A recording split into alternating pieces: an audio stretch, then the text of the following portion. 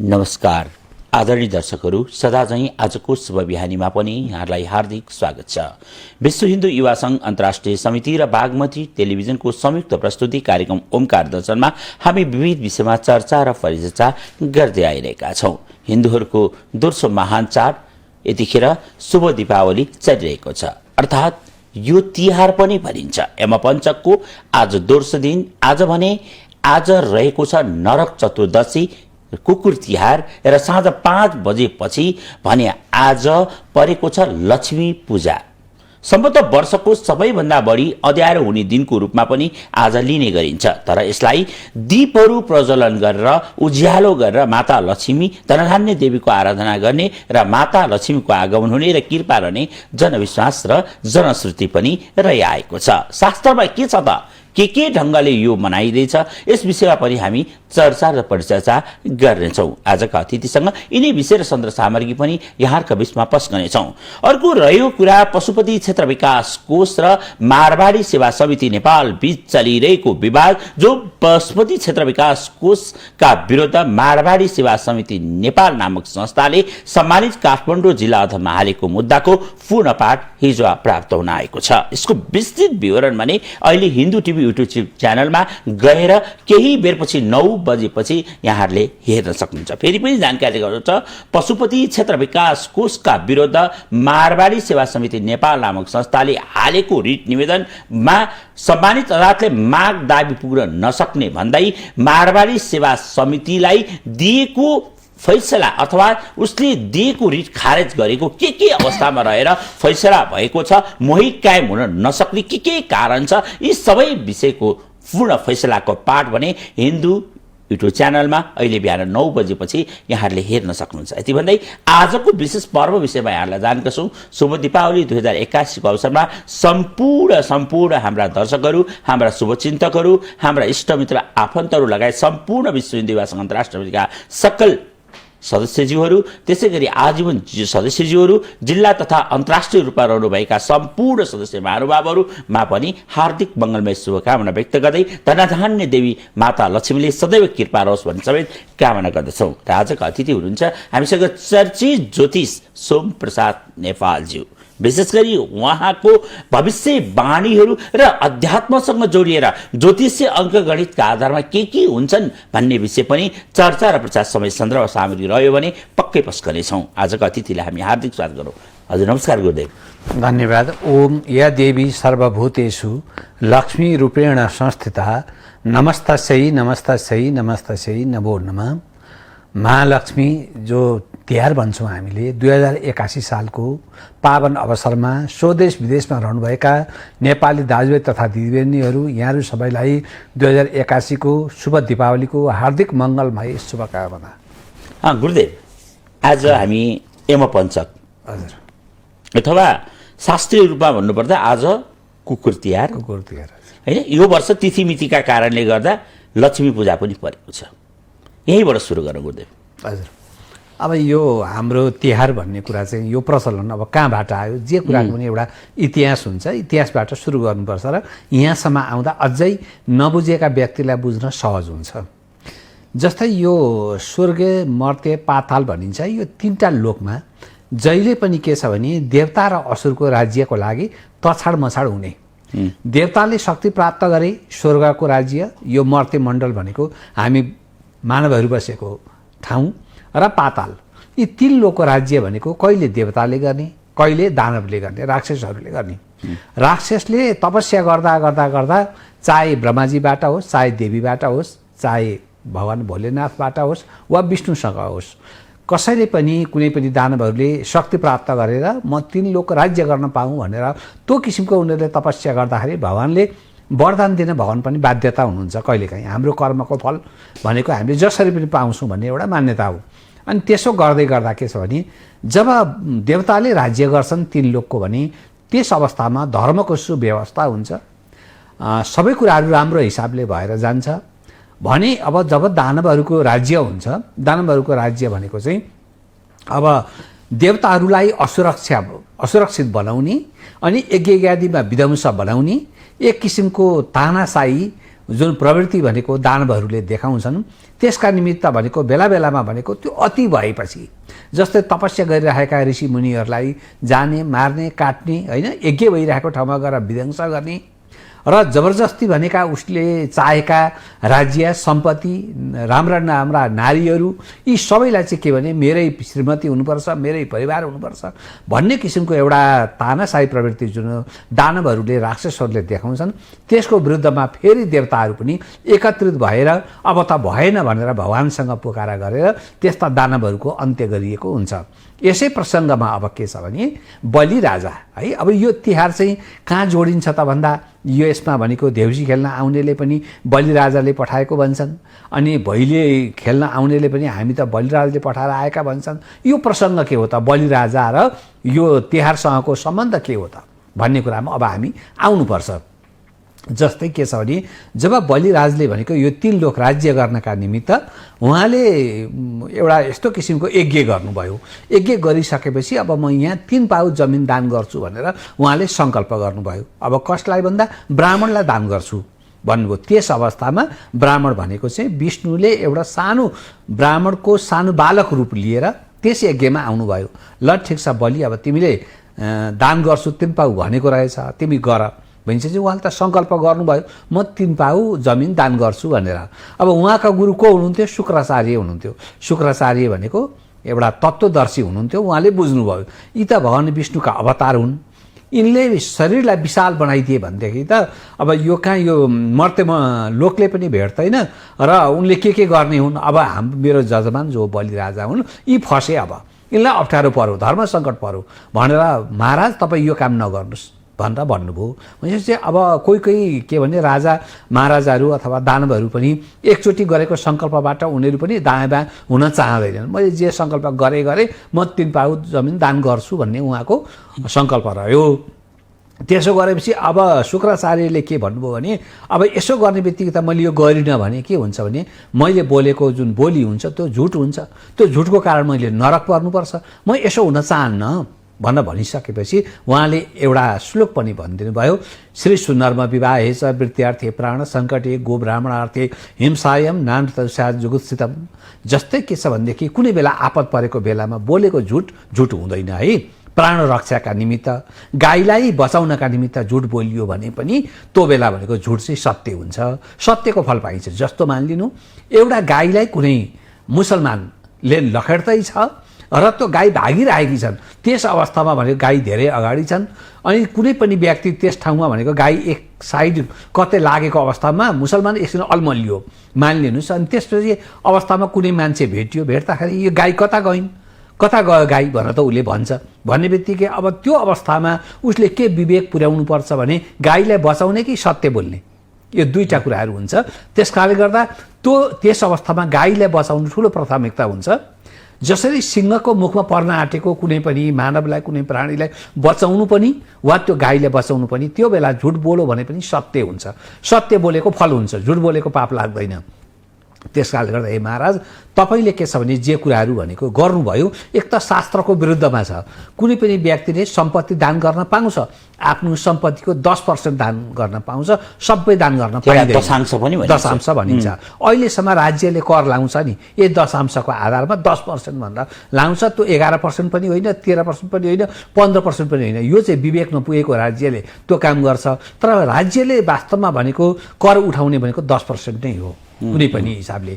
अब यो भइसकेपछि के छ भनेदेखि त्यस अवस्थामा भनेको त्यो गाईले बचाउनका निमित्त जसरी एउटा झुट बोलेर भने गाई बच्छ भने यतापट्टि के भने तपाईँले जुन सङ्कल्प गर्नुभयो नि यो सङ्कल्प के भने तपाईँले झुट बोले तापनि तपाईँलाई पाप लाग्दैन यसमा तपाईँ छोडिदिनुहोस् भनेर भनिसकेपछि अब त्यस अवस्थामा होइन मैले जे बोले म गर्छु भन्नुभयो। त्यसपछि त्यो कलश हुन्थ्यो नि त्यो जल लगाउने कलश हुन्छ त्यसको टुटीमा गएर शुक्राचार्य फेरि बसिदिनु भयो रोकिदिनु भयो त्यो यो नगरोस् यसले भनेर मेरो जजमानले बलिराजाले नगरोस् भन्दै गर्दा पनि त्यसपछि के छ भनेदेखि एउटा सानो कुसको टुक्राले त्यहाँभित्र यो पानी किन रोकियो भनेर त्यहाँ खोल्दाखेरि भनेको शुक्राचार्यको आँखा नै फुट्यो। हेर्नुहोस् है शुक्राचार्य त्यहाँ गएर बस्नुभएको थियो।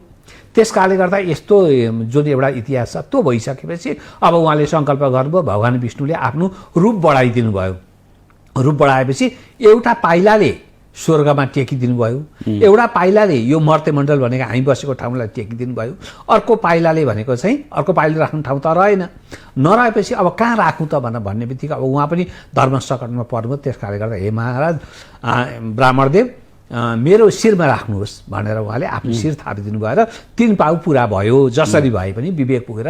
अब त्यसो भइसकेपछि अब उहाँ त के पनि एक किसिमको त्यस्तो सङ्कल्प गर्ने व्यक्ति, त्यस्तो तपस्वीलाई चाहिँ वामन भनेको जो भगवान् विष्णुको अवतार हुन्थ्यो, उहाँले के भन्नुभयो भने ठिक छ बलि, अब तिमीले भनेको जे जसो गर्यौ, अब तिम्रो राज्य भनेको पाताल लोकमा हुनेछ, पातालमा तिम्रो राज्य हुनेछ, तिमीले त्यहाँ रहनु, तिम्रो पहरेदार भएर म बस्छु।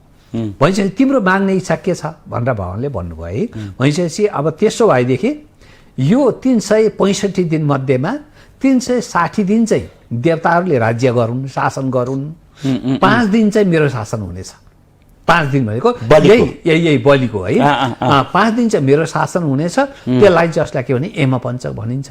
यही अवसरमा भनेको यमराजले यो 5 दिनको जुन सुरु दिनमा अब उहाँले पनि अब त नरकको राज्य व्यवस्था कस्तो हुन्छ त भन्दाखेरि त्यहाँ त मान्छेको हत्या गर्नेलाई, झुट बोल्नेलाई, बलात्कार गर्नेलाई, सम्पत्ति ठग्नेलाई होइन, यस्तो जीव हत्या गर्ने त्यस्ता व्यक्तिलाई नरकमा गएर सजाय दिइन्छ। नरकको सजाय भनेको त्यहाँ कोही व्यक्तिले म मरे भनेको छ, मलाई मारो भनेको छ, रोएको छ, कराएको छ, चिच्याट हुन्छ क्या, त्यहाँ अशान्ति हुन्छ। ए बाबा आज पनि अशान्ति, भोलि पनि अशान्ति, पर्सि पनि अशान्ति, वर्षैभरि अशान्ति। यो अशान्ति कति हेरिरहनु, कति गराइरहनु। अब त्यो यमराजलाई पनि के दिक्क भएछ भने यिनीहरूलाई सजाय गराउँदा मेरो पनि दिमागै खलबलिसक्यो। त्यस कारण म पनि अलिकति शान्ति चाहन्छु, म बाहिर निक्लिन्छु भनेर त्यो उनलाई पनि यमराजलाई पनि विचार भएछ। जस्तै कहिलेकाहीँ भनेको हाम्रो देशका प्रधानमन्त्री अथवा कोही पनि धेरै नै अब देशमा भनेको अनेक किसिमका अप्ठ्यारा कुराहरू परे भने यसो रिफ्रेस हुनको लागि पनि बाहिर कहिले रिसोर्टतिर गएको मान्छेहरू त्यहाँ गएर दिमागलाई अलिकति फ्रेस गर्न चाहन्छन् होइन। त्यस्तो के भनेदेखि ती महाराज जुन यमराज छन्, यमराजलाई पनि अब 5 दिन चाहिँ म बाहिर निक्लिन्छु। अब यहाँ कसैलाई पनि यो 5 दिनमा चाहिँ सजाय गरिँदैन है। 360 दिनमा गरिने भयो, त्यो 5 दिन चाहिँ सजाय नगर्ने, छोडिदिने उनीहरूलाई भनिसकेपछि अनि आफ्ना दूतहरू जुन छ नि, मान्छे मरेपछि जुन यमराजको दूतले भनिन्छ नि, तिमीहरू पनि नजाऊ होइन। कोही व्यक्ति अपरचर पर्नु बेग्लै कुरा हो, तर मेरो नियमले, मेरो शासनमा यो 5 दिनमा चाहिँ तिमीहरू नजानु है, मान्छेलाई त्यो मार्नका निमित्त नजानु भनेर आफ्ना दूतलाई पनि हराएको, आफू पनि त्यो राज्य छोडेर चाहिँ बाहिर निक्लेको। त्यसै अवस्थामा के छ भने दाजु त्यसो भए तपाईँ आउनु न त, तपाईँ आउनुहोस्, मेरो घरमा आउनुहोस्, कम्तीमा 5 दिन जति बस्नुहोस्, एउटा अलिकति शान्ति पनि हुन्छ भनेर यमुना उहाँको बहिनीले बोलाएको। यही बेला हेर्नुहोस् है 5 दिन, जसलाई के भने यमराजले 5 दिनको लागि आफ्नो राज्य व्यवस्थाबाट बाहिर निक्लेको हुनाले यसलाई के भन्यो, यमपञ्चक भनियो। उहाँकी बहिनी फेरि यमुना जोडिन आउनु हो, यसमा जोडिन आउनुभयो। अब यमराजका यी 5 दिन भए, त्यसैले यसलाई के भयो, यमपञ्चक भनियो। अब यमपञ्चक भनेको संयोग के छ, उता भनेको बलिराजाले 5 दिन राज्य गर्न पाउनुपर्छ भन्दा भगवान् विष्णुले वरदान दिनुभएको यही दिन, यही 5 दिन, यही बेला भनेको यमराजले पनि यही समयमा उहाँ बाहिर निक्लिनु भएको यही दिन, त्यसैले यसलाई यमपञ्चक भनियो। यमराजका 5 दिन बनेको। त्यसो भए यो 5 दिनमा चाहिँ अब के गर्ने त भन्दा बलिराजले के भन्नु पर्यो, यो 5 दिनमा जसले मिठो खाउन्, राम्रो लाउन्, सम्पत्ति खर्च गरून्, रमाएर गरून्, त्यो व्यक्तिले गर्यो भने त्यो बेला कन्जुसाइ नगरून् उनीहरूले। म त्यो उनीहरूले गरेको जुन खर्चको व्यवस्थापन हो त्यसलाई म अझै बढाएर दिन्छु है। आनन्दले जीवन 5 दिन चाहिँ खुसीपूर्वक भनेको जीवन बिताउन्, कुनै किसिमको अभाव र मैले खान पाइनँ, लाउन पाइनँ, सम्पत्ति भएन भन्ने किसिमको र मैले खर्च गरेँ नहोस्, केही पनि होस्, एकदम रिल्याक्स होस् भन्ने हिसाबको चाहिँ त्यस्तो किसिमको वरदान भएको हुनाले यो 5 दिनमा आनन्दपूर्वक चाहिँ के भने खर्च गरेर रमाइलो गर्नु भनेर उतापट्टि पनि पाएको छ। अब यतापट्टि भनेको यो 5 दिनमा चाहिँ अब के गर्ने त भन्दाखेरि यमराजका दूत को हुन् भन्दाखेरि काग पनि यमराजको दूत, कुकुर पनि यमराजका दूत। यी दुईटा भनेका चाहिँ जस्तो के भने कुनै पनि व्यक्तिको यो अहिलेको समयमा पो अहिले हाम्रा प्रविधि छन् होइन, अब चिठी पठाउने पनि फोनबाटै भयो, सबै कुराहरू भयो होइन, इमेलहरू भयो, आदि कुरा भयो। पहिले के हुन्थ्यो त भन्दा पहिले भने त चिठी लेख्ने कुरा हुन्थ्यो। चिठी लेखेर त्यो कागलाई के भने यो फलानु ठाउँमा चिठी पुर्याइदेऊ भनेर, अब जसले कागको बोली बोल्न जान्दछ वा कागले त्यो केही बुझेको हुन्छ, त्यस अवस्थामा कागलाई पनि चिठी पठाउने चलन थियो भनेर पनि हामीले सुनेका छौँ, त्यो हामीले पढेका छौँ। अनि त्यसपछि भनेको काग चाहिँ के रहेछ त भन्दा सञ्चारसँग सम्बन्ध भएको, जस्तो यो तपाईँहरूको टेलिभिजन रेडियो आदि भयो नि, यी सञ्चारसँग सम्बन्धित भयो नि। काग के रहेछ? सञ्चारसँग सम्बन्ध भएको प्राणी, चाहिँ चरा। त्यो भएको हुनाले यसले के गर्छ त भन्दा हाम्रो घरमा आइसकेपछि यसले राम्रो र नराम्रो कुराको सङ्केत गर्छ। के सङ्केत गर्छ? यदि काग पूर्वबाट आयो अनि कराएर पूर्वतर्फै फर्क्यो र उसको बोली, उसले बोलेको बोली राम्रो छ भने तपाईँलाई शुभ समाचार प्राप्त हुन्छ, पाहुना आउँछ है। उत्तरबाट आयो अनि त्यसपछि करायो राम्रो स्वरमा उत्तरतर्फै गयो भने तपाईँलाई कुनै भगवानको एउटा विशेष कार्य गर्ने अवसर पर्न सक्छ। त्यसपछि पश्चिमबाट आयो करायो पश्चिमतर्फै गयो भने केही सामान्य रूपमा अशुभ त होइन र पनि एउटा सामान्य किसिमको सङ्केत गर्दछ उसले। अब रहेको कुरो सबभन्दा नराम्रो भनेको यदि काग दक्षिणबाट आयो, दक्षिण फर्केर करायो, दक्षिणतर्फै गयो भने र उसको बोली पनि त्यो पूर्वबाट आएको बेलाको बोली जुन भाषा हुन्छ नि, त्यो भाषा र दक्षिणबाट आएर त्यस ठाउँमा बसेर दक्षिण फर्केर करार दक्षिण गएको जुन बोली हुन्छ नि, त्यो बोली धेरै फरक हुन्छ। त्यो चाहिँ कागको भाषा बुझ्नेले थाहा पाउँछन्, हामी त थाहा पाउँदैनौँ। हामीले थाहा पाउने भनेको यसले हिजो अस्ति बोलेको कस्तो बोल्थ्यो, आज कस्तो बोल्यो भन्ने कुरा हामीले ख्याल गर्ने सम्म कुरा हो। त्यति उसले कराएर फेरि दक्षिणतर्फ गयो भने त्यो घरका मान्छे बिरामी हुनेछन् वा बिरामी भएका छन् भने मर्ने सम्भावना हुन्छ। यो समाचार के दियो? कागले दियो। हेर्नु चाहिँ त्यसकाले गर्दा कागले हामीलाई भनेको एउटा सञ्चारमा सूचनाको लागि भनेको चाहिँ सहयोग गर्ने सबैभन्दा नजिकको प्राणी भएको हुनाले कागलाई हामीले सम्मान स्वरूप के भने उसको पूजा आज हामी गर्दछौँ। कार्तिक कृष्ण त्रयोदशीका दिन हामी गर्दछौँ। त्यसपछि अब चतुर्दशी, यसलाई नरके चतुर्दशी पनि भनिन्छ।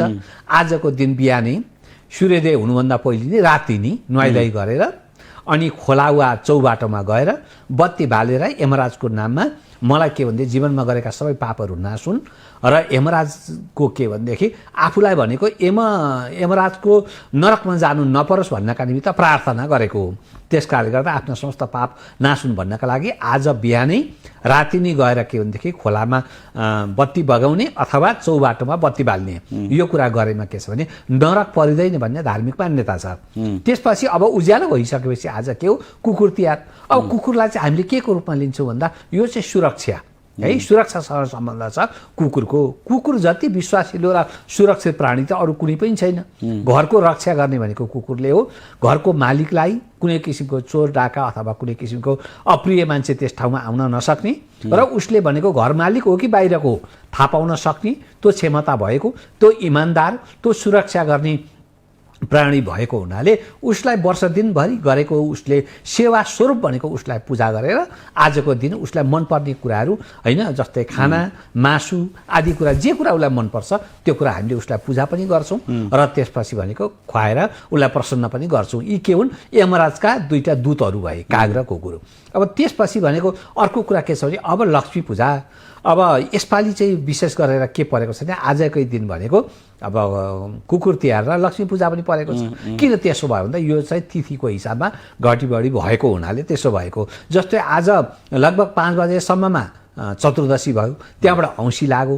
औँसी मनाउँदाखेरि भनेको लक्ष्मी पूजा भनेको हामीले रात्रिकालीनमा औँसी पर्नुपर्छ। यदि भोलि त पर्दैन, त्यो सकिन्छ अथवा भनौँ दिउँसो सकियो भने पनि राति त परेन नि। त्यसकारणले गर्दा आजै परेको हुनाले आज लक्ष्मीको हामीले आगमन गरेर पूजाआजा आदि दीपावली गर्दछौँ। अब लक्ष्मी के हुन्? ऐश्वर्यकी प्रतीक हुन्। त्यसपछि भनेको दसैँ भनेको शक्तिको प्रतीक, यो चाहिँ भनेको ऐश्वर्य। अनि अब आउने भनेको जुन माघमा शुक्ल पक्षमा आउने श्री पञ्चमी हुन्छ त्यो चाहिँ ज्ञानको प्रतीक। किन भगवतीका 3टा रूप छन्। एउटा शक्ति दिने जो दसैँमा 9 दिनसम्म आराधना गरिन्छ, एउटा भनेको सम्पन्नता सम्पत्ति दिने जुन अहिले तिहारमा हामीले पूजा आराधना गर्छौँ, अर्को सरस्वती रूप भनेको चाहिँ सरस्वती पूजामा हामीले सेवा गर्छौँ, ज्ञान प्राप्त गर्छौँ। जस्तो आज वर्ष दिनको सबैभन्दा अँध्यारो हुने दिन भनेर शास्त्रमा उल्लेख छ होइन। आज कार्तिकको कृष्ण पक्षको औँसी होइन। जस्तो यो औँसीको दिन अँध्यारो हुन्छ तर सबैले दीप बालेर उज्यालो गरेर प्रकाश दिएर माता लक्ष्मीको आराधना गर्ने, धनान्य देवी माताले कृपा गर्ने दिन पनि भनिन्छ। के कुरो यो चाहिँ के हो भन्दाखेरि जस्तो सूर्य भनेको चाहिँ जब पूर्वमा सूर्य उदाउँदाखेरि नि जस्तो मानिलिनु यो तपाईँले टेबल मान्नुहोस्, यो टेबलको यो पूर्व भागबाट सूर्य उदाउनु भयो भने यसको पश्चिम भाग अँध्यारो हुन्छ है।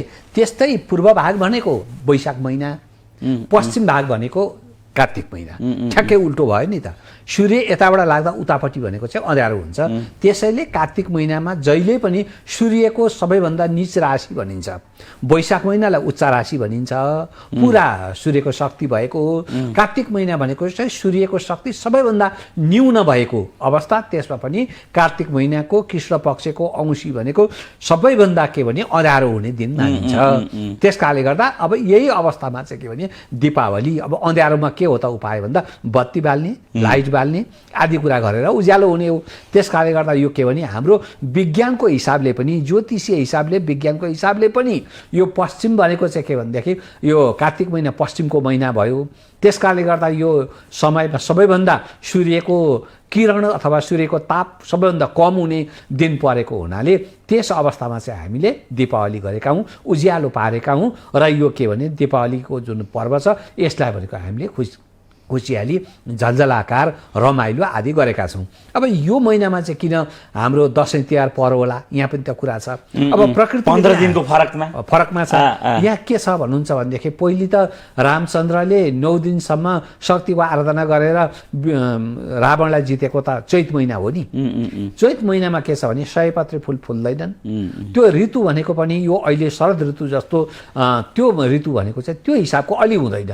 के भनेदेखि सबै सुकेका पातहरू झरेर कलिला पाता लाग्छन्, त्यो होइन बसन्त ऋतु पर्छ।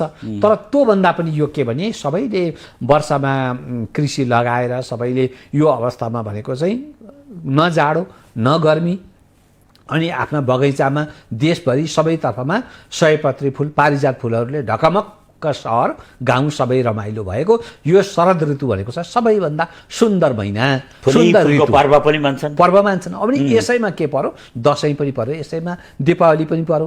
त्यस कारणले गर्दा दीपावलीमा के छ भने फुल पूजा गर्नलाई फुल पनि प्रशस्ति भयो, गाउँ पनि सुन्दर देखियो, सहर पनि सुन्दर देखियो, पूजा गर्न प्रशस्त राम्रा सुगन्धित फुलहरू पनि भए। त्यस कारणले गर्दा यो महिनालाई विशेष मानिन्छ। अब रहेको कुरो हामीले लक्ष्मी पूजामा हामीले आइपुगेका छौँ। लक्ष्मी पूजा गर्दा जब साँझ भइसकेपछि जब औँसी पर्यो भने लक्ष्मीको पूजा गरिन्छ र त्यसमा भनेको आफ्नो घरमा सरसफाइ गरेर, सरसफाइ गर्दा पनि गाईका गोबरले लिपेर होइन वरिपरि सबै सरसफाइ गरेर त्यसपछि भनेको साँझ परेपछि लक्ष्मी नारायणको आगमन हुन्छ भन्ने हाम्रो धार्मिक मान्यता। काठमाडौँ लगायतका सहरहरूमा गोबरले लिप्न त त्यति ऊ नहोला होइन, जे पनि शुद्धा शुद्धि पो ध्यान दिनु पर्यो, सबैभन्दा सरसफाइ होइन। जहाँ लक्ष्मी र नारायणलाई कहाँ प्रसन्नता हुन्छ, कुन घरमा चाहिँ लक्ष्मी नारायणको बास हुन्छ र त्यहाँ ऐश्वर्य हुन्छ भने जसको घरमा भनेको एकदम सफा छ अनि सबै कुराहरू सामानहरूको सट्टा मिलाएर राम्ररी राखिएको छ, त्यो घरको श्रीमान भनेको एकदम विवेकी छन्, धार्मिक छन्, उद्यमी छन् होइन। चुप लाएर भनेको 10 बजेसम्म सुत्ने होइन, ठिक समयमा सुत्नुपर्छ, ठिक समयमा उठ्नुपर्छ, उद्योग धन्दा कल कारखाना आफूले गर्नुपर्ने कर्महरू गर्नुपर्छ, सम्पत्ति आर्जना गर्नुपर्छ भन्ने किसिमको धार्मिक मान्यताका छन्। उनको परिवार भनेको त्यस्तै किसिमको घर व्यवहार सम्हाल्ने खालको, छोराहरू आज्ञाकारी, परिवार सबै भनेको एउटा शान्त किसिमको, ठुलालाई मान्ने, सानुलाई भनेको माया गर्ने, यस्तो किसिमको एउटा जुन परिवारमा जुन वातावरण हुन्छ त्यस्तो वातावरणमा भनेको चाहिँ सफा र शान्त वातावरणमा विष्णु लक्ष्मीको बास हुन्छ। त्यस्तोमा भगवान्लाई बस्न मन लाग्छ। तपाईँ हामीलाई पनि त्यहाँ कुनै पनि एउटा ठाउँमा जाँदा फोहोरी ठाउँमा भयो भने त्यहाँ कति समय बस्नु र कुन बेला हिँड्नु जस्तो लाग्छ भने भगवान्लाई त अब फोहोरी ठाउँमा बस्न मन त पक्कै लाग्दैन। त्यसैले घर सरसफाइ गरेर अनि लक्ष्मी भगवान्लाई चाहिँ भित्री आइसकेपछि उहाँको पूजा आराधना गर्ने। पूजा आराधना गर्ने तरिका के छ त भन्दा तपाईँको पूजा कोठामा होस् वा एउटा कुनै नयाँ नाङ्लोमा, राम्रो सफा नाङ्लोमा सफा गरेर त्यहाँ दियो बाल्नु, त्यसैमा कलश राख्नु होइन। यता दाहिने हातपट्टि दियो बाल्नु, देब्रे हातपट्टि कलश राख्नु, आफ्नो अगाडिपट्टि गणेश राख्नु। त्योभन्दा अझै गणेशदेखि यता अगाडिपट्टिको भागमा आफ्ना भएका पुराना नयाँ पैसाहरू छन् अथवा विष्णुको लक्ष्मीको फोटो छ, पैसाहरू छन्, त्यसलाई पूजा गर्नु। लक्ष्मीका 8वटा ऐश्वर्य शक्तिहरू छन्, तिनीहरूको नामले पूजा गर्नु। त्यसपछि भनेको कुबेरको पूजा गर्नु, इन्द्रको ऐरावत हात्तीको पूजा गर्नु। यति गरेर आरती पुष्पाञ्जली गर्नु। पूजा गर्दा भनेको सम्भव भएसम्म अर्घ पञ्चामृत, धूपबाती आदि होइन, चन्दन अक्षता फुल जे जसो सम्भव छ यो भनेको चाहिँ शास्त्र बमोजिम गर्नु, आरती गर्नु, पुष्पाञ्जली गर्नु, दीपावली गर्नु। दीपावली भनेको के भने दीप भनेको बत्ती, अबली भनेको समूह, त्यसैले बत्तीको समूहलाई दीपावली भनिएको। एउटा बत्ती, अर्को बत्ती, अर्को बत्ती, जब त्यहाँ भनेको लस्करै बत्तीहरू देखिन्छ त्यसलाई भनेको हो दीपावली। यो हिसाबले भनेको लक्ष्मीको आराधना गर्नु, पुष्पाञ्जली पनि गर्नु, आरती पनि गर्नु र घर झिलिमिली पार्नु, घर सहर सबै पार्नु। यसो गरेमा ऐश्वर्यकी देवी लक्ष्मी प्रसन्न हुनुहुन्छ र वर्षभरि भनेको के खाउँ के लाउँ हुँदैन भनेर मानिएको छ। लक्ष्मीको पूजा यो भयो। यो भइसकेपछि अब यसपालि के परेको छ भन्दा लक्ष्मी पूजाको भोलिपल्ट भनेको चाहिँ औँसी त पर्यो, तर त्यो दिन भनेको चाहिँ न गाई पूजा न गोरु पूजा खाली छ यसपालि। त्यो किन भयो त भन्दा तिथिको गडबडीको कारणले जस्तो लक्ष्मी पूजा गर्दा भनिने कुनै मन्त्र छ गुरु?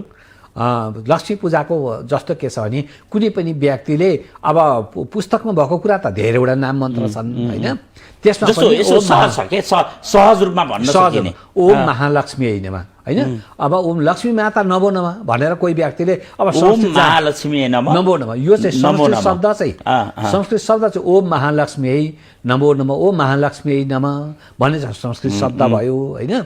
अब जसलाई संस्कृत पढेको छैन भने लक्ष्मी माता नमो नमः, गणेश भगवान नमो नमः, दीपनारायण नमो नमः, कलश देवता नमो नमः भनौँ भने पनि आफ्नै भाषामा पनि हुन्छ। त्यति भने पनि त्यसले प्राप्त गर्न सक्छ। त्यो भगवानलाई के चाहिन्छ? भाव चाहिन्छ। हेर्नुहोस् है, त्यो पितृ कार्य गर्नेलाई चाहिँ शब्द शुद्ध चाहिन्छ, नभए पाउँदैनन्। किन पाउँदैनन् भनेको रहेछ भन्दाखेरि जस्तै तपाईँले चिठी पठाउनु भयो, चिठी पठाउँदा ठेगाना पुगेन भने चिठी पुग्दैन। किनभनेदेखि कुन ठाउँमा, कुन जिल्ला, कुन अञ्चल, कुन गाउँमा पुग्नुपर्ने, कसको नाममा पुग्नुपर्ने है, यति कुरा पठाउने मान्छेको यति कुरा भएपछि बल्ल चिठी पुग्दो रहेछ। त्यस्तै श्राद्ध गर्ने भनेको चाहिँ के हुँदो रहेछ भने कुन गोत्रले गर्दैछ, छोराले गर्दैछ कि भाइले दाजुले गर्दैछ, कसको लागि गर्दैछ, कुन गोत्रको व्यक्तिलाई गर्दैछ, यो तीनटा कुरा मिलेपछि बल्ल श्राद्ध कनेक्सन भयो। नभएदेखि के छ भने त्यहाँ चाहिँ शब्दै पुग्नु पर्यो क्या, अशुद्धले पुगेन त्यहाँ, यो गलत एड्रेसको चिठी पुग्दैन नि त। त्यस्तै भनेको त्यहाँ चाहिँ हुनैपर्छ। तर धार्मिक कुरामा चाहिँ के भन्छ भने पितरम वाक्यम इच्छन्ति भाव इच्छन्ति दैवतम, देवताले भावना हेर्छन् अरे क्या, मनको पवित्रता, उसको पवित्रता कति छ, एकाग्रता कति छ, उसले के गर्न खोज्दैछ, उसको सङ्कल्प के हो, उसको विचार के हो, त्यो चाहिँ भगवान अन्तर्यामी हुनुहुन्छ। अन्तर्यामी भगवानले बुझ्नुहुन्छ। त्यसैले भगवानको पूजा गर्दाखेरि भनेको सामान्य रूपमा सधैँ गुरु बोलाउन त सम्भव हुँदैन, प्रत्येक व्यक्तिले यस बेला बोलाइदिएर त्यसैले के गर्ने भन्दा आफ्नो अगाडि भनेको चाहिँ दियो कलश गणेश राख्ने, पूजा गर्ने, अनि लक्ष्मीको फोटोमा पूजा गर्ने, त्यसपछि भनेको पुरानो नयाँ जे जस्ता नोटहरू छन् त्यसमा पूजा गर्ने, सुन चाँदीहरू त्यसै ठाउँमा राखेर पूजा गर्ने। जस्तो लक्ष्मी पूजामा गुरु यति बेला कस्तो छ भने पैसाको सो देखाउने क्या। अब हुँदा अहिले बजारमा पनि त्यो 1000को नोटलाई पनि नेभिगेसन गरेर प्लास्टिकमा बेरिएको होइन। यो त यता कता केही साल यतादेखि लगातार जस्तो पैसा डढिरहेछन् होइन। धेरै ठाउँमा पूजा गर्दा त्यो आगो लागि भएको छ, पैसा लाखौँ लाख नष्ट भएको छ। तर प्रतीक मानेर पैसा त प्रतीक मानेर पूजा गर्दा होला नि त। धेरै हजारका नोट अब भरे यसो फोटो हेर्नुपर्छ, कसका घरमा कति हजारका नोट रहेछन्, कति पैसा रहेछ भनेर पनि सो हुन्छ। जस्तो त्यो परिपाटी हो कि प्रतीक मात्र मानेर यसलाई जस्तो सिक्का हुने ठाउँमा सिक्का राखौँ अथवा नोट राख्ने ठाउँमा एकाध नोटहरू देखाउँ। जस्तो यसरी हुनेले देखाउँदा नहुनेलाई पनि असर होला। अब शास्त्रीय रूपमा धेरै देखाउनै पर्छ, भए जतिको ढुकुटी त्यहाँ लिएर खनाउनै पर्छ भन्ने छ कि के छ? यसो हुन्छ के छ भने आफ्नो घरमा सबभन्दा पहिले भनेको जुन कुरा जल्छ प्रायः के देखिन्छ भने पूजाआजा गर्दाखेरि त्यो दियो बाल्ने, अनि त्यसको नजिकै भनेको चाहिँ केही सामानहरू जल्ने खालका सामानहरू होस् नपाएर क्या छेउछाउमा राख्ने। कहिलेकाहीँ भनेको मान्छे त्यहाँ पूजा गर्दै जान्छ, आफ्नो त्यहाँ साडी पुगेको हुन्छ कि अथवा आफ्नो कमेज पुगेको हुन्छ कि है, त्यस्तो कुरा ख्याल नराख्ने दियोले त टिपिहाल्छ। यो चाहिँ के भने सावधानी नभएको अवस्था हो। एक दोस्रो कुरा भनेको अब अहिलेको समयमा त कसैले पूजा गरौ अनि फेसबुकमा सो गरिदिइहाल्छन्, हजारका नोटहरू अनि आज चोरी भयो भनिन्छ।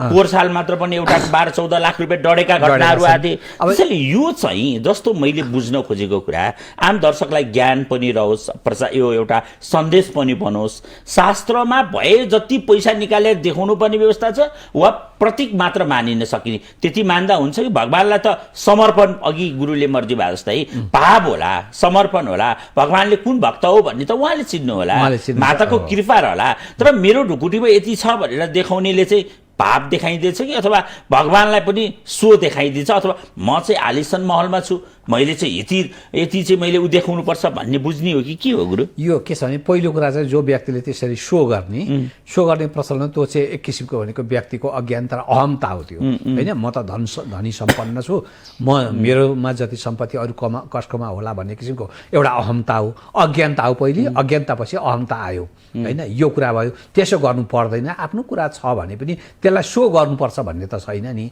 आफ्नोमा पूजा कोठामा बसेर पूजा गर्न सकिन्छ, त्यो बाहिर देखाउनु पर्छ भने त्यो चाहिँ अहङ्कार हो, अहमता हो। त्यसरी देखाउने कुराहरू मनबाट भार चढाउ। अब हामी गोरु अथवा गोरुको पूजा र हामी गाई तिहार पनि रह्यो योपालि। अब यो के छ भने यो चाहिँ कार्तिक शुक्ल पक्षको प्रतिपदामा हुन्छ फेरि होइन। लक्ष्मी पूजा भएपछि गाईको पूजा हुन्छ, त्यस कारणले गर्दाखेरि त्यो प्रतिपदामा हुन्छ, शुक्ल पक्षको प्रतिपदामा।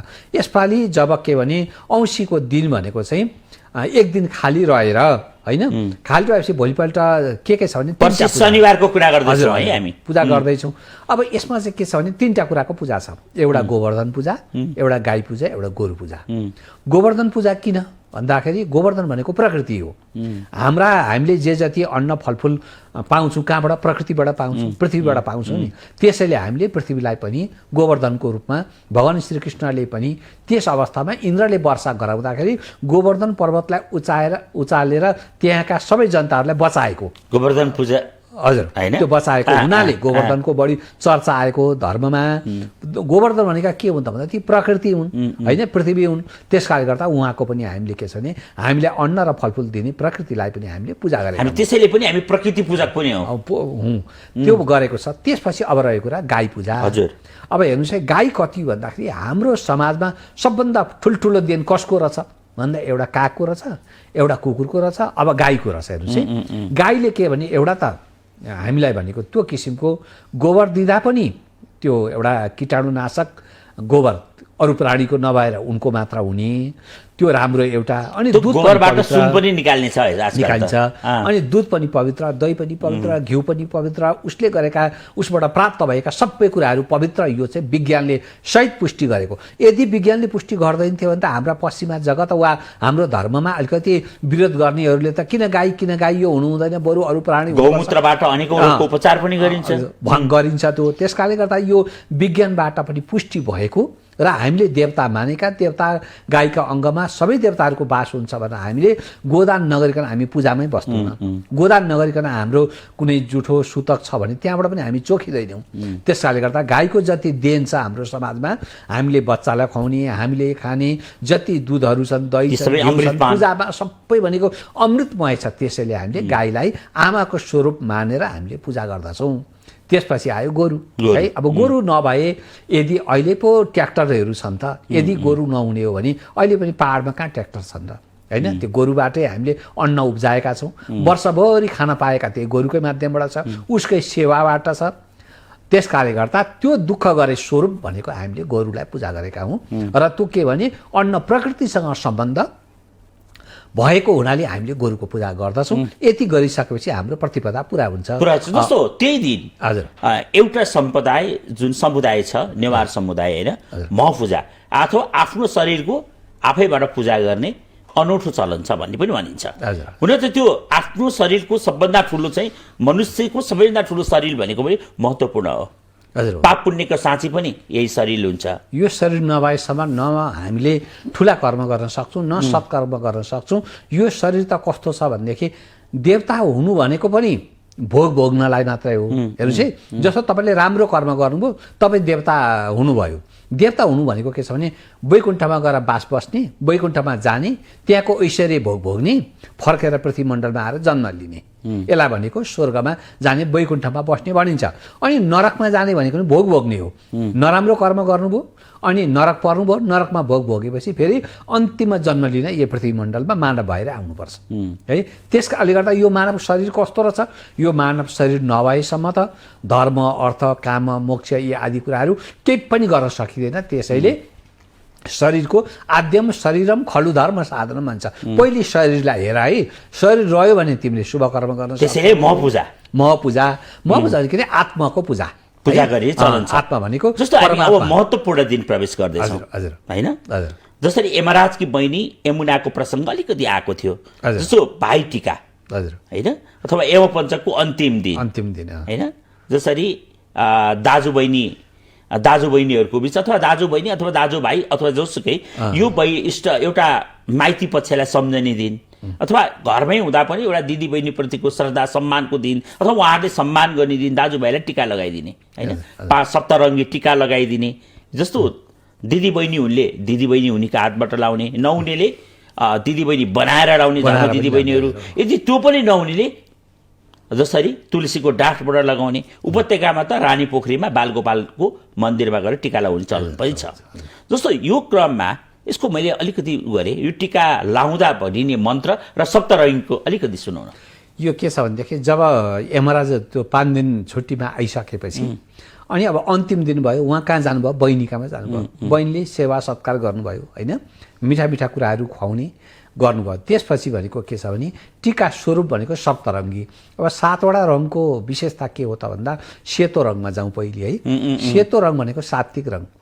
तपाईले पूजा गर्न बस्दा होस् चाहे श्राद्ध गर्न बस्दा होस् तपाईले सेतो रङ लगाएर धोती लगाएर बस्नुहुन्छ मन आनन्द हुन्छ त्यो बेला भनेको कुनै किसिमको मनमा पाप प्रवृत्ति आउँदैन सेतोले पाप प्रवृत्ति हुन पस्न दिँदैन है त्यस्तो पवित्र भनेको अति नै सात्विक रङ भनेको सेतो जस्तै मानिलिउँ न जस्तै आफ्नो श्रीमान परलोक भइसकेपछि श्रीमतीलाई सेतो लगाइन्छ है सेतो किन लगाएको त भन्दा कुनै पनि व्यभिचारी व्यक्तिको आँखा नपरोस् रातो लगायो भने आकर्षण हुन्छ आँखा पर्छ सेतो लगायो भने आकर्षण हुँदैन आँखा पर्दैन कीटाणु पनि नआओस् भने किरा फट्याङ्ग्रा यति नआओस् भनेर पनि त लगाइन्छ नि डाक्टरले लगाइन्छ ठुला होटलका कुकरले लगाउँछन् अब खै अब अर्को रङमा जाउँ अर्को रङ अब रातो रङ रातो के हो आकर्षणको रङ हो रातो रङ के हुन्छ शुभ कार्यमा रातो रङ प्रयोग हुन्छ अनि बेहुलीले रातो लाउँछन् रातो लाउने मिठो खाने भन्ने एउटा चलन छ हैन अब त्यो के छ भनेदेखि रातो किन लगाएको भन्दा पहिले भनेको बेहुलीहरू सानसाना हुन्थे उनीहरूलाई के छ भनेदेखि रातो लगाउने भनेको एउटा सौभाग्य हो सौभाग्य रातोमा पनि हुन्छ हैन त्यसकारण गर्दा रातो रङ भनेको आकर्षण पनि हो सौभाग्यको प्रतीक हो रातो पहेँलोको के हो पहेँलो भनेको ऐश्वर्य पहेँलो भनेको भगवान विष्णुको लाई मनपर्ने रङ भएको हुनाले पहेँलोलाई ऐश्वर्य भनिन्छ भने अब हरियो नीलो के हो शान्ति हो त्यसकारणले गर्दा यो किसिमका मुख्य 4वटा रङलाई लिए अरू भनेको त ती सहायक रङ भए मुख्य रङ कति भए जम्मा 4वटा भए हैन एउटा सेतो रातो अनि कालो रङलाई चाहिँ के हुन्छ भनेदेखि त्यो सबै कुरा मिक्स हुने कुरामा चाहिँ कालो रङ ठिकै भयो सप्तरङ्गीको हिसाबमा तर कालो रङ भनेको हामीले कालो टीका लगाएर कालो टीका लगाइदैन कालो टीका चाहिँ कस्तो हुन्छ भनेदेखि त्यो सानो बच्चा हुन्छ नि त्यो बच्चालाई यसो के भनेदेखि कालो टीका लगाइदिएका हुन्छ नि त्यो 6 महिना नपुगेका बालकलाई किन त्यसो गरेको भन्दा कालो टीकाको अर्थ हुन्छ कुनै पनि किसिमको भूत प्रेत आदिको प्रभाव केही पनि नपरोस् भन्नका निमित्त त्यो कालो टीका लगाएको हुन्छ जसरी अब टीका लाउने बेलामा ओखर राखिन्छ अथवा हाडे ओखर पनि भनिन्छ हैन त्यो फुटालिन्छ त्यसको धुरी कटाउनु पर्छ भन्ने छ अब काठ अहिले त सहरमा धुरी कटाउन कहाँ सम्भव होला र 6 तला 8 तला कटाउने कुरो भएन फालिन्छ हैन अब सो त्यो गरेर पूजा गरिन्छ जस्तो उसले यसरी अब घेरा लिन्छ हैन तेल सहित राखेर हैन हजुर त्यो ओखरलाई अथवा बिमिरु भनिन्छ नि यसलाई यमराजको प्रतीक मानेर पूजा गरेर त्यसलाई बाहिर हटाएपछि अब यमराज वा यमराजका दूत मेरा भाइ वा दाजुको वरिपरि छैनन् है मैले बाहिर पठाइदिएँ उनलाई पूजा गरे खुसी गरे उनलाई बिदा गरिदिएँ बिदा गरेपछि अब के छ भने भाइलाई भनेको चाहिँ वरिपरि त्यो जलमा चाहिँ तेल लगाएर तोरीको तेल है तोरीको तेल लगाइसकेपछि वरिपरि 7 फन्का अथवा 3 फन्का लगाएर गर्दा के हुन्छ भने अब त्यस ठाउँमा पनि के हुन्छ भनेदेखि विशेष गरेर यमराज वा यमराजका दूतहरूको त्यस ठाउँमा प्रवेश हुँदैन त्यसकारणले गर्दा सुरक्षा एउटा के भनेदेखि बाउन्ड्री दिए जस्तो नि कवच बनाएको त्यो हिसाबले भनेको गरिन्छ अनि यति गरिसकेपछि के भने सबै तर्फबाट सुरक्षा गर्दै गर्दै गर्दै अब मुख्य कुरा यमराज र यमराजको दूतबाट डर भन्ने अर्थ रह्यो यो 5 दिन त त्यसो हुँदैन भनेर यमराजजीले आज्ञा दिनुभएको जस्तो मखमली फुलकै कुरा छ हैन मखमली फुल जबसम्म ओइलाउँदैन मेरो दाजुभाइलाई नलैजाऊ है भनेर यमुनाले बाचा गरेका कुराहरू पनि आउँछन् हैन जसरी अब त्यो बेला लगाइने मखमली यसो हेर्दा घोचेर यताउता हुन्छ खोलिहाल्ने चलन छ तथापि त्यसको प्रचलन चाहिँ त्यो हो भन्ने छ अहिलेसम्म चाहिँ जब भाइ टिकाको लागि मण्डप बन्छ त्यो मण्डपमा जब चाहिँ घुमाइन्छ, तेलको घेरा लिन्छ, त्यसपछि त्यो बीचमा कसैको मृत्यु भएको अहिलेसम्म सुन्न परेको छैन पनि भनाइ छ हैन। अब त्यति ठुलो शक्ति छ त्यो घेराभित्र, आजसम्म कसैले पनि मृत्युवरण गर्नु परेको छैन भन्ने मान्यता। त्यो अवस्थामा छैन, यो हामीले सुनेकै छैन, हामीले न इतिहास न यो वर्तमान यस्ता कुराहरू हामीले सुन्नु परेको छैन। भनेपछि यो त शास्त्रीय रूपमा बलियो प्रमाण भयो, आजसम्म कसैको उ नै भएन हैन। अब त्यो घेराभित्र एउटा आफ्नो दाजु आफ्नो भाइलाई जसरी एउटा दिदी वा बहिनीले टिका लगाइदिँदा उनले दिने त्यो मखमली माला कुकुरो पनि छ हैन, यो चाहिँ के रहेछ? मखमली के छ भने जुन कुरा भनेको लामो समयसम्म रहिरहोस् हैन, जुन कुरा सुक्दैन। अब अरू फुलहरू त छिटो छिटो सुक्ने भए यो त जति सुक्यो झन् राम्रो देखिन्छ, झन् राम्रो देखिन्छ, वर्षै दिनसम्म पनि त नसुकी बसिरहन्छ। त्यसैले जहिलेसम्म यो मखमलीको फुल सुक्दैन त्यतिन्जेलसम्म मेरो भाइ वा दाजुको आयु होस् भनेको के छ भने त्यो त सुक्दैन, प्रकृतिले त्यस्तै बनाइदिएको छ। अब अरू फुलहरू त सुक्छन्, तर पनि अरू फुलहरू किन लगाएको भन्दा अरू फुल सयपत्री लगाए तापनि मखमली चाहिँ एउटा अनिवार्य लगाउनु। शरद ऋतु हो, शरद ऋतुमा त यो सयपत्री त हुने पक्का भइहाल्यो है, त्यसकाले गर्दा त्यो माला मखमलीको आफै महत्त्व छ, महत्त्व छ। र सयपत्रीको छ नि त, सयपत्रीको माला लगाइसकेपछि एक किसिमको सौन्दर्यता विशेष कुल हो, किनभने त्यो ऋतुमा फुल्ने फुलै सयपत्री हो नि त एउटा हैन। मखमली त हुँदै हो, त्यसमा पनि सयपत्री हो। सयपत्री लगाइसकेपछि त्यहाँबाट अनि मखमली लगाइदिएपछि के भने सयपत्री सुके तापनि मखमली त सुक्दैन। त्यो भावनाले त्यो विचारले मेरो भाइलाई मेरो दाजुलाई जबसम्म मखमलीको फुल सुक्दैन भनेर त्यो किसिमको एउटा भावनाले भनेको लगाइदिएको हुन्छ र एउटा भए पनि लगाइदिनु भन्ने धार्मिक मान्यता छ। जस्तो गुरुबार अब म अन्त्यमा पुगेँ, अन्तिममा जसरी त्यो बेलामा टिका लगाइदा हैन कता फर्केर अहिले त अब टिका लगाइदिने पक्ष पूर्व फर्किने अथवा पश्चिम चाहिँ टिका लाउने पक्षले फर्किने भन्ने के आइरहेको छ? हो, यो हजुरले सही प्रश्न गर्नुभयो हैन। यो म भन्नलाई सम्झिन सक्थे पनि होला, हजुरले सम्झाइदिनु भयो। जस्तै हाम्रो पूजामा बस्दाखेरि भनेको हामी पूर्व फर्केर पूजामा बस्छौँ। भगवान कता हुनुहुन्छ? पश्चिम फर्केको भगवान हुनुहुन्छ है। भगवानका फोटाहरू हामी पश्चिम फर्काउँछौँ, हामी पूर्व फर्किन्छौँ, किनभने आम्ने सामने हुनु पर्यो नि त। अनि उहाँलाई हामीले जल पञ्चामृत अर्घ फल वस्त्र जे जस्तो चढाउन पाउँछौँ। जहिले पनि पूजा लाउने र पूजा गरिने देवता भनेको आम्ने सामने हुन्छन्। पूर्व भनेको चाहिँ हाम्रो के भने सूर्यको उदय पूर्वबाट हुन्छ, त्यसैले हामी पूर्व फर्किन्छौँ। सबैभन्दा शुभ यो भयो। यो चाहिँ जे कर्ममा पनि लागू हुन्छ है, पूर्व र पश्चिम। केही छ मन्त्र यसमा? यसमा भनेको होइन, यो त त्यहाँ हुने मन्त्र त अलग्गै छन् हैन, ती लामा मन्त्र छन्। तर यो के भने अब मेरो भाइलाई मेरो दाजुलाई के भनेदेखि लामो आयु होस् भनेर यस्तै भावना गरेर आफ्नै भाषामा आफ्नो भाषामा गएर प्रकट गरियो भने पनि भाव चढाइयो भने पनि भगवानले बुझ्नुहुन्छ, यमराजको वरदान छ हैन, त्योभन्दा ठुलो वरदान छैन। अब त्यो उनले भनेका छन् तेलको घेरा नसुकेसम्म लाने कुरो भएन, आएसम्म लगेको घटना छैन भनेपछि एउटा शक्ति छ यसमा, शक्ति छ त्यसमा। अनि त्यसपछि गएर के छ भने यसमा मन्त्र जुन तपाईँले भन्नुभयो त्यहाँ भएको मन्त्र त अलि लामो मन्त्र छ, तर तपाईँको के हुन्छ भने ओम भ्रात्रे नमः भन्यो भने हुन्छ। त्यो पनि संस्कृत शब्द भयो क्या, अलि अप्ठ्यारो। मेरो दाजुलाई नमस्कार छ, मेरो भाइलाई पनि नमस्कार छ भन्ने यो आफ्नै भावनाले आफ्नै भाषाले बोल्ने हो क्या हैन। हामी अन्त्यमा छौँ हजुर। आज समयको पाबन्दीले समयले पनि उदिसकेका छ। आज धेरै कुरा गऱ्यौँ हामीले चाहिँ कार्तिक कृष्ण शुक्ल पक्षको द्वितीयादेखि हामी कृष्ण पक्षको त्रयोदशीदेखि हामी शुक्ल पक्षको द्वितीयासम्मको बारेमा हामीले चर्चा गऱ्यौँ, 5 दिनको बारेमा चर्चा गऱ्यौँ। हामी अन्त्यमा छौँ। अब यो के छ भने यो समयमा भनेको हाम्रो देउसी खेल्न आउने भैलो खेल्न आउने हुन्छन्, उनीहरूले के भन्छन् हामी त त्यसै आएन, बलिराजाले पठाएर।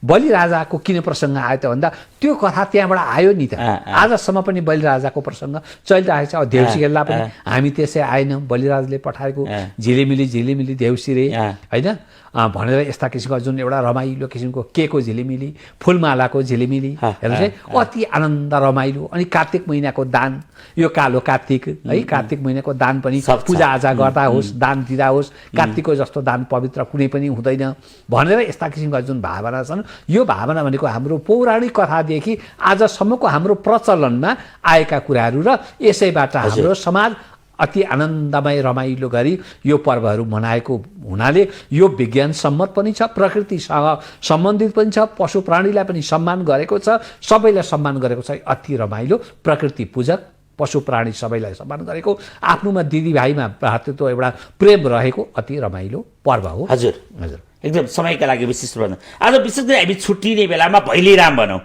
सनातन धर्मको जित होस् भैलीराम, होइन त गुरु? हजुर भैलीराम भनेर अब यो उसले महिलाहरूले भन्नुहुन्छ आज औँसी परेको हुनाले हामीले भैली भनौँ, भोलि हामी पर्सि देउसी भनौँ, देउसीले भन्छौँ। हाम्रो धर्म संस्कृति जोगाउनको लागि भैलीराम, होइन?